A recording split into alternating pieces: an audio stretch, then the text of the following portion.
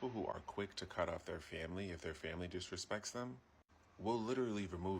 Definitely go back and watch that creator's video. It's all about how, people can cut off family, blood tie sort of relationships if they don't feel respected, seen, loved, safe, and then how that translates to other relationships that you go on to have with people, co-workers, best friends, lovers, that kind of thing.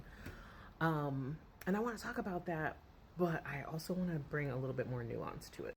I am one such person, and whenever I see like discourse like this and people talking about that kind of experience, a lot of times it almost feels like a self-defensive bragging, the ways that people present that. Like, I cut my family off.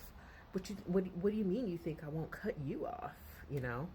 And yeah, there is a touch of that, but also the part that I want to touch on is the part that stings. The part where you continue relating to people the ways that your blood family related to you, and the part where you become almost hyper vigilant to unsafety in relationships. And don't get me wrong, it was hard work to be able to cut off my mom.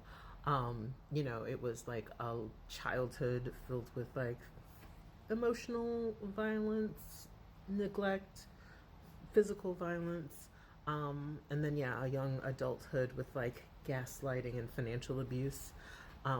Such a delicious milieu of trauma.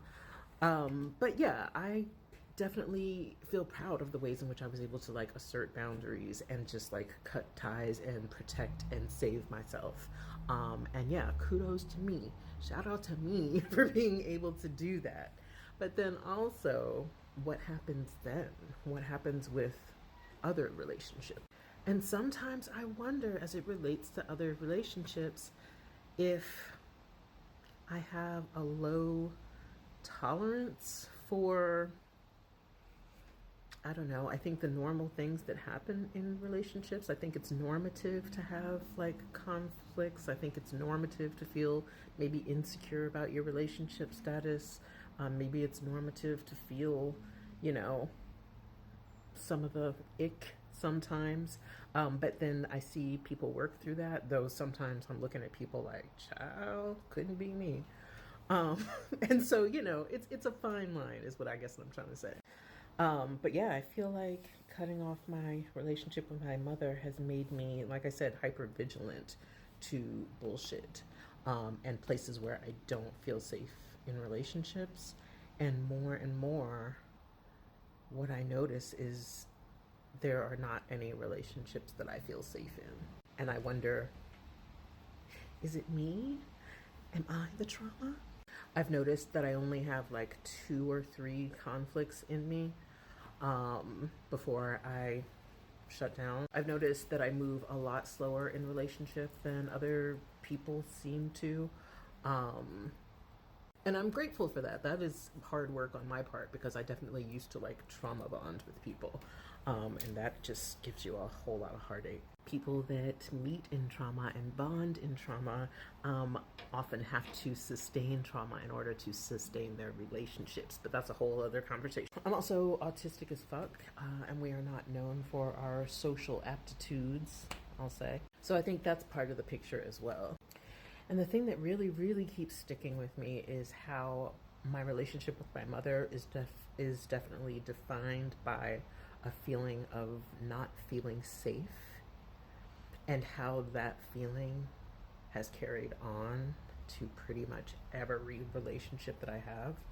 And the only way that I seem to find safety in relationship with other people is in keeping some distance.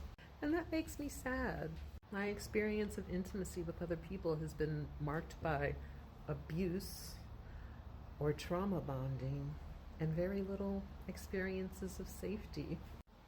And as a queer person, it bothers me because those individual relationships and being able to have a tolerance for people's bullshit and fallibility seems to be like the cornerstone of building community, and I often feel like I am not going to be able to build community because I don't have tolerance for feeling unsafe for even a moment.